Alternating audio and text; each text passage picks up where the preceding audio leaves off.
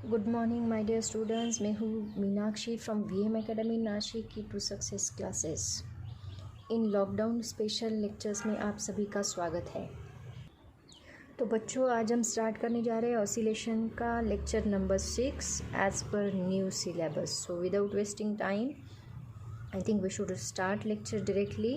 But before to move towards the topic, first of all I would like to request you, इसके पहले के जो 5 lectures है उनको आप ठीक से देखो, ठीक से समझो, उसके बाद ये 6 नंबर का लेक्चर देखो।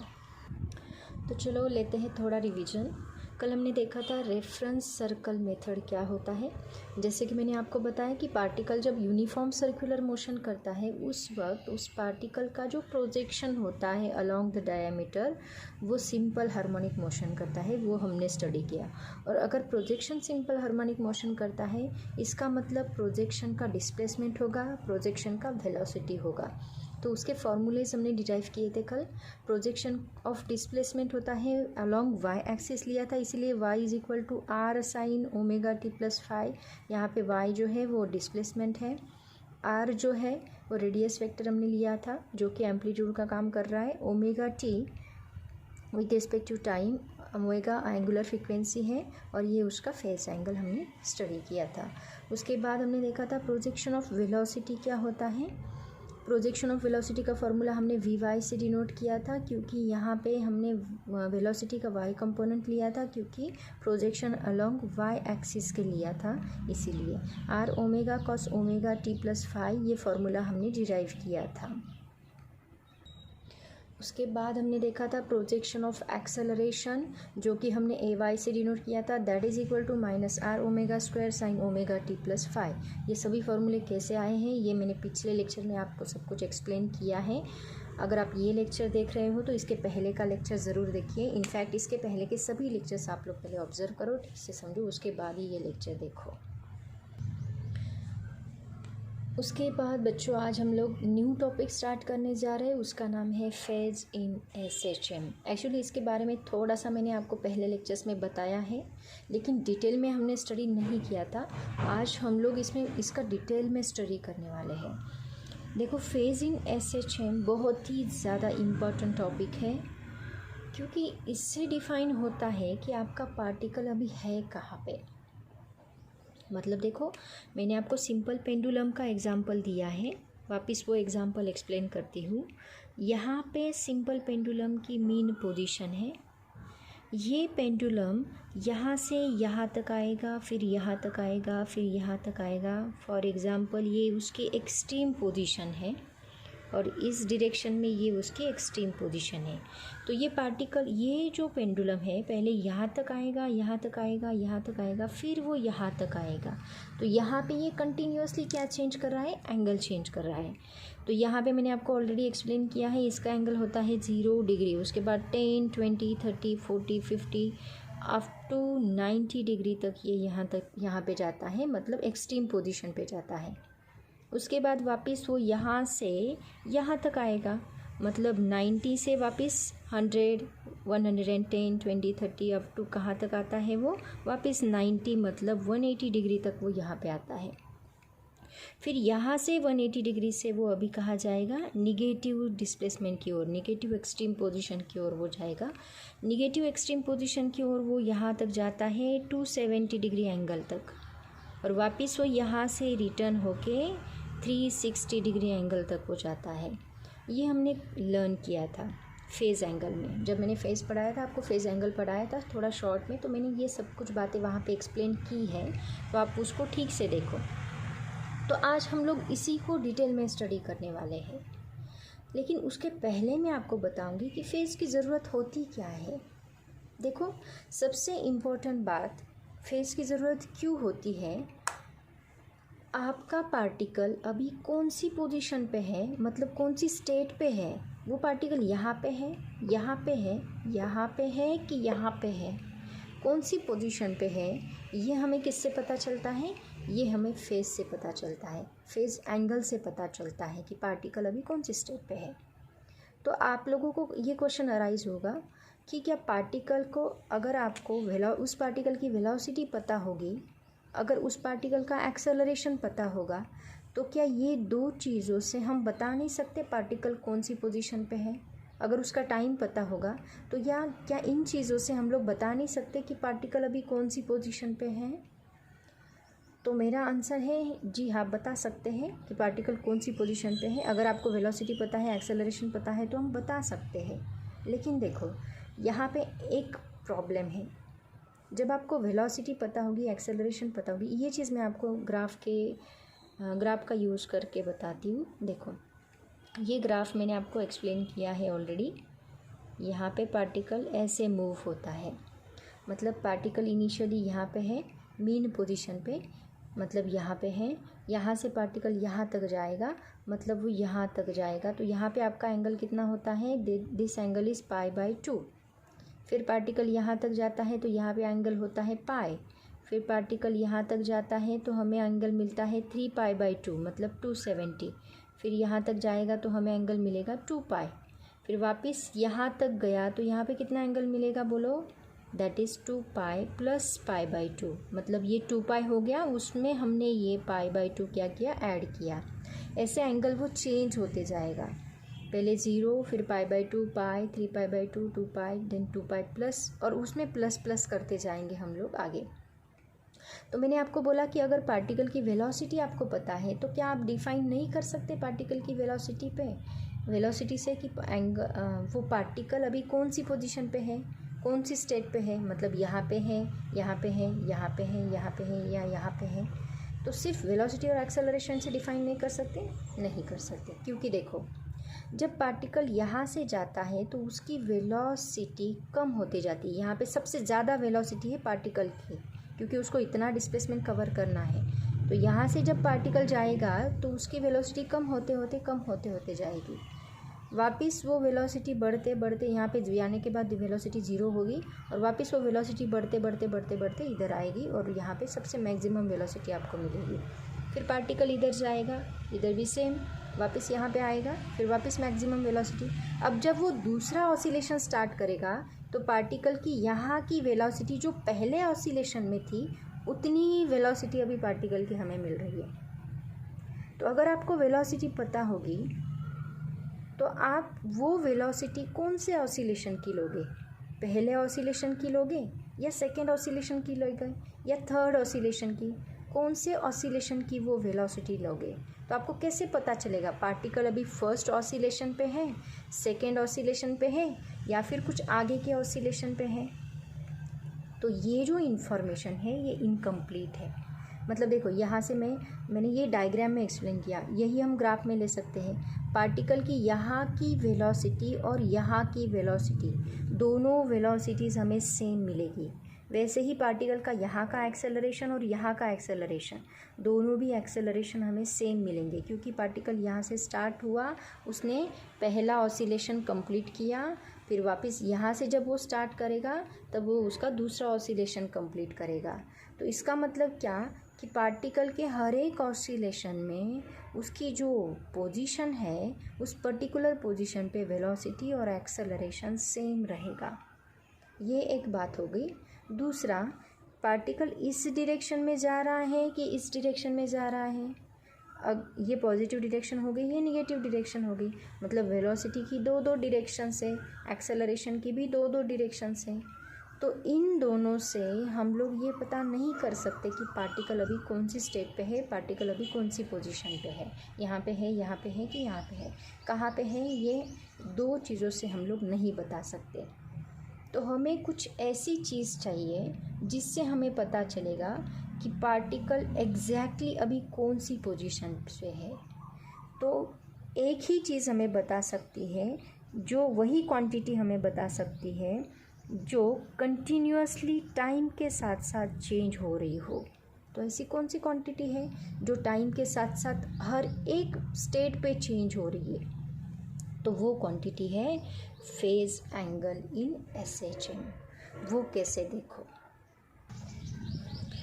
देखो पार्टिकल अभी यहाँ पे मीन पोजीशन पे है, मतलब पार्टिकल यहाँ पे 0 पे है, मतलब एंगल कितना है? 0। पार्टिकल यहाँ से यहाँ तक गया, मतलब एक्सट्रीम पोजीशन पे गया, तो यहाँ पे हमें पार्टिकल यहाँ तक मिलेगा, तो यहाँ का जो एंगल रहेगा फेज़ एंगल जिसको हम बोलते हैं वो रहेगा π/2। फिर पार्टिकल वापस यहाँ से यहाँ तक आएगा, मतलब यहाँ पे आने के बाद यहाँ पे हमें एंगल मिलेगा पाई। वापस पार्टिकल यहाँ से यहाँ तक जाएगा, मतलब यहाँ पे हमें एंगल कितना मिलेगा 3π/2। वापस पार्टिकल यहाँ से यहाँ तक आएगा, यहाँ पे हमें एंगल मिलेगा 2π। अब आगे वापस पार्टिकल यहाँ पे आ गया, अब कहाँ जाएगा, वापस इधर जाएगा, मतलब वापस पार्टिकल कहाँ गया, इधर गया। तो यहाँ पे हमें एंगल, अभी एंगल हम लोग वापस π/2 नहीं लेंगे, उसने ऑलरेडी 2π कंप्लीट किया है। तो ये एंगल हम लोग क्या लेंगे, इट इज़ 2π + π/2, इतना लेंगे। अब ये एंगल क्या रहेगा बताओ, यहाँ पे ये पाई है लेकिन यहाँ पे ऑलरेडी इसने 2π कंप्लीट किया है, तो वापस ये एंगल हम लोग पाई नहीं लेंगे, ये कितना लेंगे हम लोग 2π + π लेंगे। फिर यहाँ का एंगल कितना मिलेगा 2π + 3π/2, और यहाँ का एंगल हमें मिलेगा 2 × 2π मिलेगा।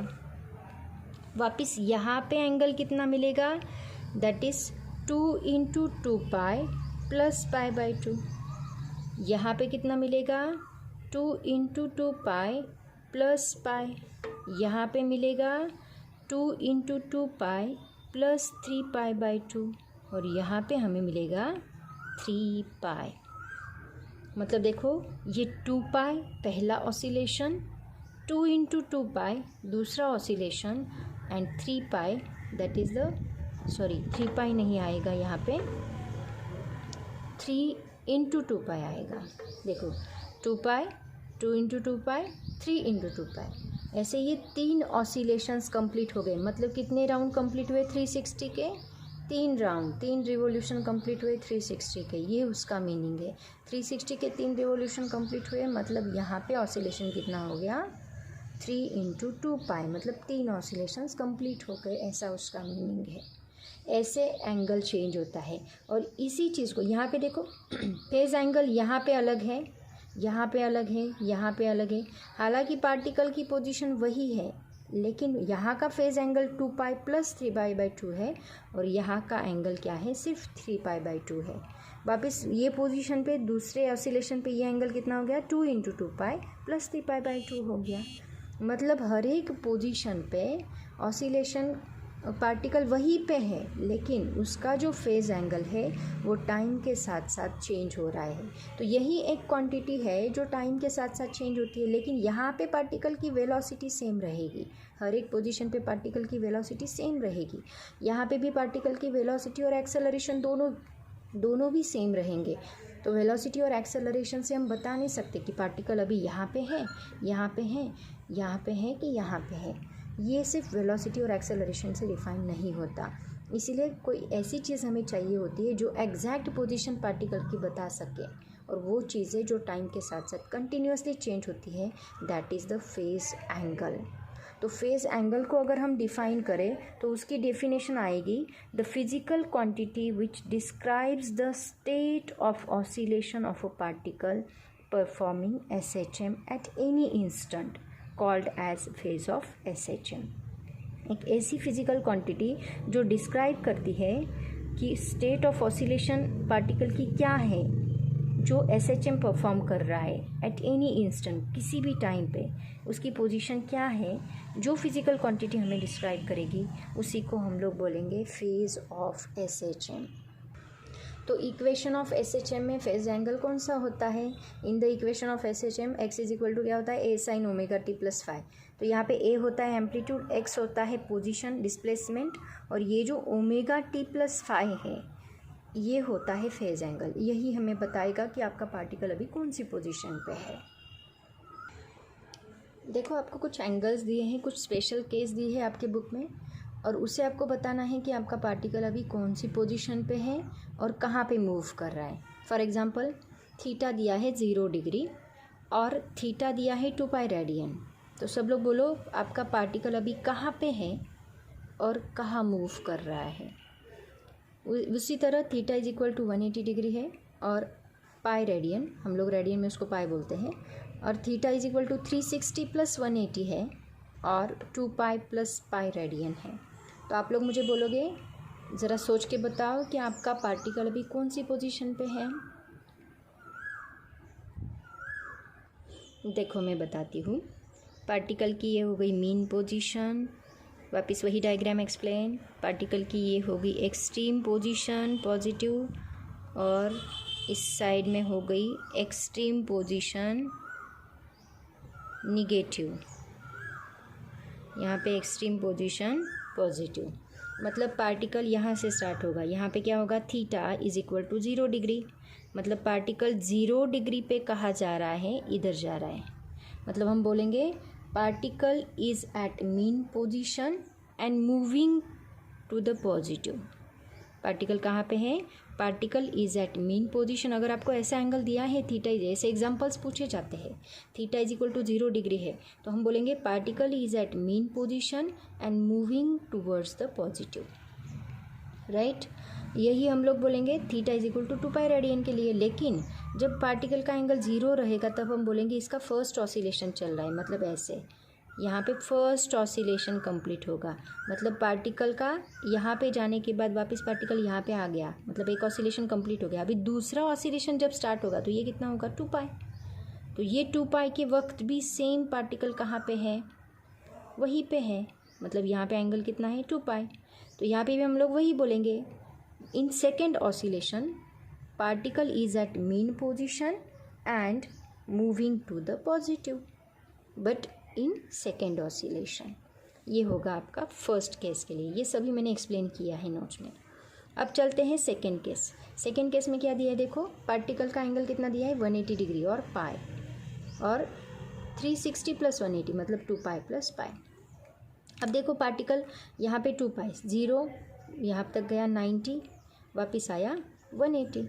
अब पार्टिकल किधर जाएगा, 180 पे आने के बाद पार्टिकल इधर जा रहा है, मतलब कहाँ गया, पार्टिकल निगेटिव डायरेक्शन में जा रहा है। और कहाँ से जा रहा है, मीन पोजीशन पे। मतलब पार्टिकल की पोजीशन कौन सी हो गई, डायरेक्शन भी बतानी है, पोजीशन भी बतानी है। पार्टिकल की पोजीशन हो गई मीन पोजीशन, तो आप क्या बोलोगे, particle is at mean position and moving to the negative.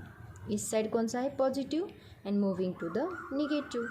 ये फर्स्ट ऑसिलेशन के लिए पाई रहेगा, और सेकेंड ऑसिलेशन में इसमें क्या ऐड हो जाएगा, एक ऑसिलेशन कंप्लीट हो गया मतलब 2 पाई ऐड हो गया, 2 पाई प्लस पाई रेडियन हो गया। आया समझ में, ये दोनों केसेस है। वैसे ही इसमें आएगा थर्ड केस में, थीटा इज इक्वल टू है 90 डिग्री और pi by 2 radian, theta is equal to है 360 डिग्री प्लस 90 रेडियन। मतलब देखो यहाँ पे थीटा 90 डिग्री, ये 0 और ये 90 डिग्री। अब पार्टिकल कहाँ पे है, it is eight extreme position. कौन सी एक्सट्रीम पोजीशन पे, पॉजिटिव एक्सट्रीम पोजीशन पे। वही सेकेंड ऑसिलेशन में ये क्या रहेगा, 2 पाई ऑलरेडी कंप्लीट हो चुका है, उसमें प्लस 90, मतलब यहाँ पे आएगा 360 प्लस 90 मतलब 2 pi plus pi by 2 radian. ये हमें सेकेंड ऑसिलेशन में मिलेगा। तो इस केस में हम लोग क्या बोलेंगे कि पार्टिकल कहाँ पे है, पॉजिटिव एक्सट्रीम पोजीशन पे है, ऐसे हम लोग बोलेंगे। ये पोजीशन हम लोग फेज एंगल से डिफाइन कर सकते हैं। वही आपको दिया है थीटा इज इक्वल टू 270, वापस थीटा इज इक्वल टू 270 कहाँ पे हमें मिलेगा, यहाँ पे मिलेगा। मतलब इस केस में हम लोग क्या बोल सकते हैं कि आपका जो पार्टिकल है वो कहाँ पे है, निगेटिव एक्सट्रीम पोजीशन पे है। और सेकेंड जो है 360 प्लस 270, ये सेकेंड ऑसिलेशन के लिए, मतलब ऑलरेडी उसने एक ऑसिलेशन कंप्लीट कर दिया और उसमें 270 ऐड किया, मतलब वो negative extreme position and in second oscillation. ऐसा ये केस के लिए हम लोग बोल सकते हैं। देखो यहाँ पे सिर्फ 90 रहा तो फर्स्ट ऑसिलेशन, 2 पाई प्लस 90 रहा तो second oscillation, 2 into 2 pi plus 90 रहा तो third oscillation, and 3 into 2 pi plus 90 रहा तो फोर्थ ऑसिलेशन। ऐसा उसका मीनिंग होता है। मतलब यहाँ पे जितने आप 2 पाई ऐड करते जाओगे उतना ऑसिलेशन वहाँ आगे चलता जाएगा, ऐसा उसका मीनिंग है। इसीलिए फेज एंगल हमेशा हर एक ऑसिलेशन के लिए अलग अलग होता है और वही एग्जैक्ट पोजीशन पार्टिकल की बता सकता है। होप सो आपको ये सभी केसेस क्लियर हैं। अगर नहीं समझ में आए तो कमेंट डालो, मैं वापस एक्सप्लेन करने के लिए तैयार हूँ। चलो इसके ऊपर एक क्वेश्चन लेते हैं, कैसे इसको सॉल्व करना है। आपको क्वेश्चन दिया है, describe the state of oscillation in the phase angle 1110 degree. इस डिग्री के एंगल में आपका जो पार्टिकल है वो कौन सी ऑसिलेशन की स्टेट पे है, वो हमें एक्सप्लेन करना है। तो सबसे पहले तो ये डिसाइड करो कि ये जो एंगल है वो कितने ऑसिलेशन के बाद आता है, उसके लिए हमें आंसर निकालना पड़ेगा। तो देखो इसका आंसर क्या आता है। अभी सबसे पहले आपको एंगल क्या दिया है वो लिख लो, 110 डिग्री। मतलब ये क्या होगा, इसको मैं थोड़ा स्प्लिट करती हूँ। देखो इसको हम ऐसे लिखते हैं 2 × 360, 2 × 360 डिग्री हो गया। प्लस इसमें अगर हम 30 ऐड करें, 2 × 360 प्लस इसमें अगर हम 30 ऐड करें तो हमें ये एंगल मिलता है। इसी को हमने ऐसे मॉडिफाई कर लिया, ऐसे स्प्लिट कर लिया। तो ये एंगल आपका क्या हो गया, 2 × 2π + 30 हो गया। ओके, 2 × 2π + 30 हो गया। 30 की जगह पे आप लोग π/6 भी लिख सकते हैं रेडियन के फॉर्म में। मतलब आपको एंगल क्या मिला, 2 × 2π + π/6 रेडियन, ये एंगल मिला। तो इससे आपको क्या पता चलता है, देखो अभी यहाँ पे हम लोग ऑसिलेशंस देखते हैं कि ये कितने ऑसिलेशन के बाद आ रहा है और कौन सी स्टेट पे आ रहा है।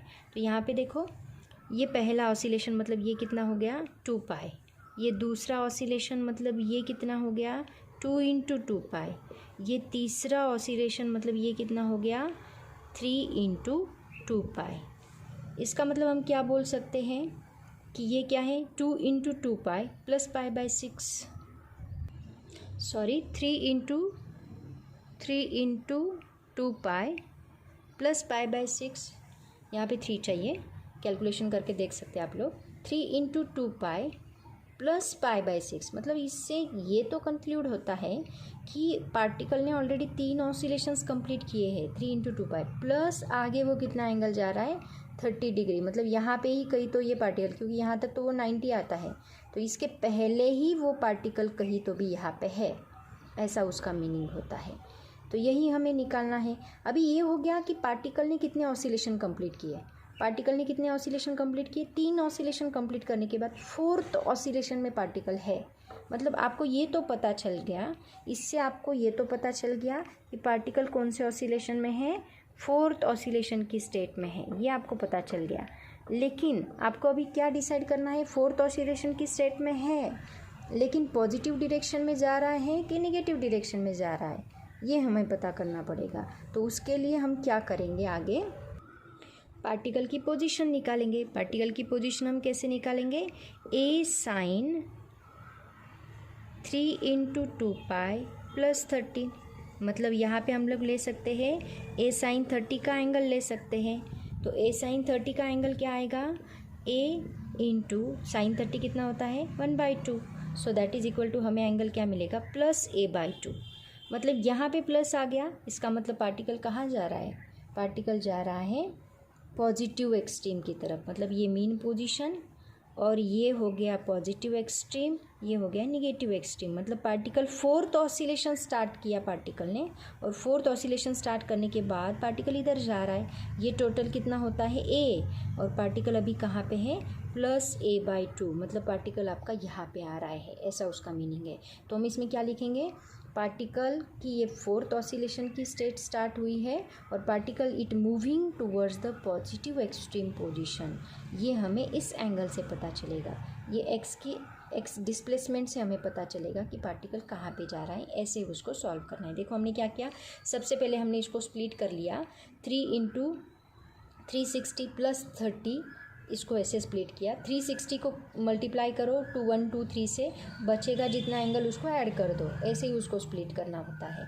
उसके बाद इसको हमने रेडियन के फॉर्म में लिखा, 3 × 2π + π/6 रेडियन। तो इससे हमें पता चला कि ये 3 ऑसिलेशन कंप्लीट कर चुका है और 4th ऑसिलेशन की स्टेट में है। तो हमने लिखा that means it is in 4th oscillation.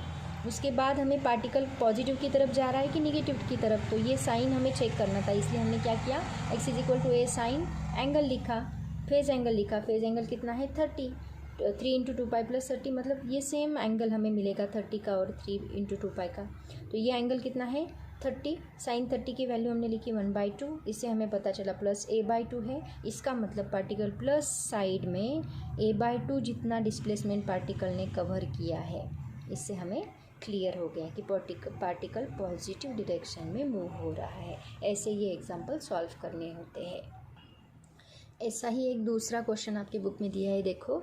While completing its third oscillation during linear SHM, a particle is at -√3/2a heading to the mean position, determine the phase angle. देखो question ठीक से पढ़ो। अब उन्होंने क्या बोला है कि while completing its third oscillation, particle कौन सा ऑसिलेशन कंप्लीट कर रहा है? थर्ड ऑसिलेशन कंप्लीट कर रहा है। अ पार्टिकल इज एट -√3/2a, मतलब आपको ये तो पता चल गया कि ये मीन पोजीशन और ये एक्सट्रीम पोजीशन पॉजिटिव, ये एक्सट्रीम पोजीशन नेगेटिव। ये तो आपको पता चल गया कि पार्टिकल कहाँ से है। पार्टिकल इज एट -√, मतलब इस डायरेक्शन में है। माइनस मतलब कौन सी डायरेक्शन में है? ये डायरेक्शन में। पॉजिटिव होता तो इस डायरेक्शन में होता, लेकिन यहाँ पे उन्होंने क्या बोला है? -√3/2a। और उन्होंने बोला है heading to the mean position, मतलब पार्टिकल एक्सट्रीम पोजीशन की ओर नहीं जा रहा है। पार्टिकल कहाँ आ रहा है? मीन पोजीशन की ओर आ रहा है। यहाँ पे है निगेटिव, मतलब निगेटिव साइड में है। और कहाँ आ रहा है? एक्सट्रीम पोजीशन से मीन पोजीशन की ओर आ रहा है।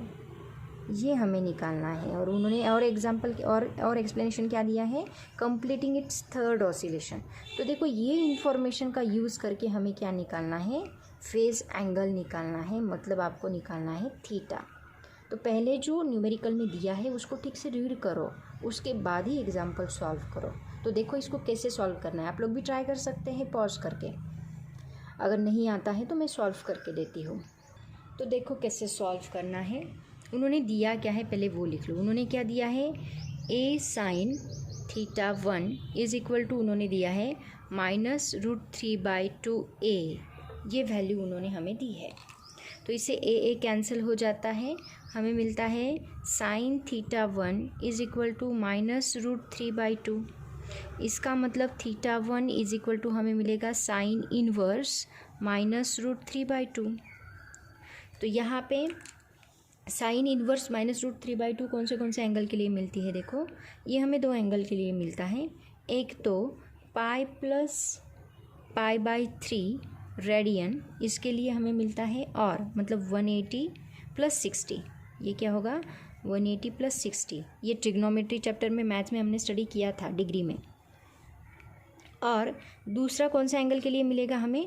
2π - π/3 रेडियन।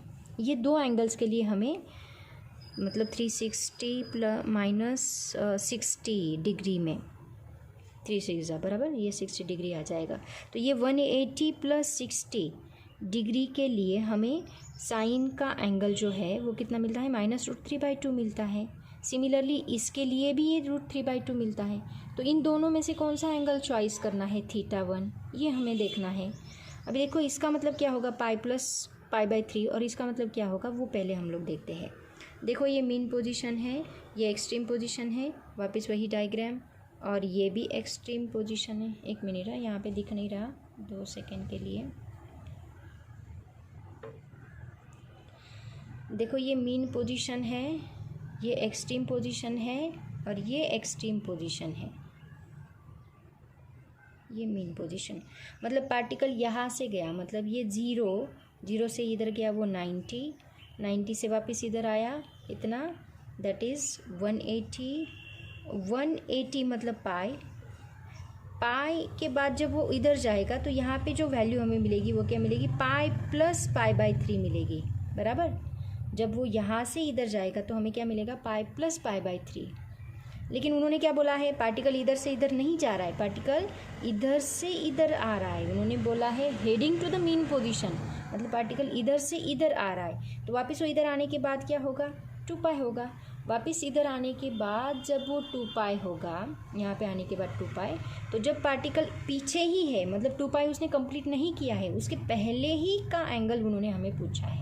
मतलब यहाँ पे हम क्या करेंगे? 2π में से -π/3 जब आप करोगे तो वो वैल्यू जो रहेगी वो इसके पीछे ही रहेगा। मतलब मीन पोजीशन अभी तक उसने हिट नहीं किया है, वो यहाँ पे आ रहा है, ऐसा उसका मीनिंग है। मतलब ये जो एंगल यहाँ पे बनेगा वो कितना बनेगा? 2π - π/3 बनेगा। ये एंगल यहाँ पे ये बनता है। इसका मतलब पाई प्लस π/3 का मतलब होता है पार्टिकल इधर जा रहा है, यहाँ से इधर जा रहा है और 2 माइनस पाई बाई 3 का मतलब होता है पार्टिकल इधर से इधर आ रहा है। तो उन्होंने वही बोला है, उन्होंने क्या बोला है, from negative side the particle is heading to the mean position.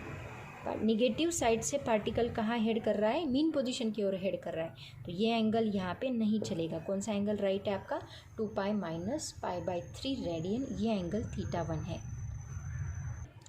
तो हमें θ1 मिलेगा 2 माइनस पाई बाई 3 रेडियन। और उन्होंने एक इन्फॉर्मेशन दी है कि ये थर्ड ऑसिलेशन है। मतलब देखो यहाँ से ये पहला ऑसिलेशन मतलब हो गया 2 ये दूसरा ऑसिलेशन मतलब हो गया 2 × 2 और उन्होंने क्या बोला कि ये कौन सा ऑसिलेशन है, थर्ड ऑसिलेशन है, मतलब ये ऑसिलेशन है। तो हमें क्या करना होगा, ये 2 × 2 प्लस वो एंगल करना पड़ेगा। मतलब आपका जो थीटा आपको मिलेगा थर्ड ऑसिलेशन के लिए वो कितना मिलेगा, 2 × 2 प्लस θ1, ये हमें करना पड़ेगा। तो ये कैलकुलेशन करने के बाद जो ये फाइनल एंगल मिलेगा ये हमारा क्या होगा, it is the phase angle. ये हमें फाइनल एंगल फेज़ एंगल मिलेगा। तो हम कैलकुलेट करते हैं 2 × 2 plus θ1 that is equal to theta. मतलब हमें मिलेगा 2 × 2 θ1 हमने निकाला है, प्लस ये कितना है, that is 2 minus pi by 3। तो ये 2 2 ज़ा 4 हो गया, 4 + 2 6 पाई बन गया, 6 पाई माइनस पाई बाई 3। इनका क्रॉस मल्टीप्लिकेशन करो, 6 3 ज़ा 18 pi minus pi divide by 3। तो ये बन गया आपका 17 पाई डिवाइड बाई 3। ये आपका फाइनल एंगल रहेगा, फेज़ एंगल। ऐसे आपको इस इक्वेशन को सॉल्व करना है। देखो पहले हमें लगा कि हमने θ1 जो सॉल्व किया वही फेज़ एंगल है, बट नेवर, उन्होंने थर्ड ऑसिलेशन दिया था। इसका मतलब हमें ये थर्ड ऑसिलेशन यहाँ पे ऐड करना बहुत ज़रूरी था। थर्ड ऑसिलेशन का जो एंगल है वो उसको ऐड करना ज़रूरी था। तो ऐसे हमें θ1 मिलेगा, उसमें आप लोग इसको ऐड करके आपको ये फाइनल एंगल मिलेगा। तो देखो कभी भी जब आप न्यूमेरिकल सॉल्व करोगे वहाँ पे ऑप्शन ये तो दिया ही रहेगा 100%, लेकिन कभी भी जब न्यूमेरिकल सॉल्व करोगे तो पहले क्वेश्चन क्या दिया है उसको ठीक से पढ़ लो और उसको ड्रॉ करके देखो ऑसिलेशन के फॉर्म में, और तब सोचो कि एंगल क्या होगा। It's a very very important, carefully solve करना है सभी एग्जाम्पल्स को।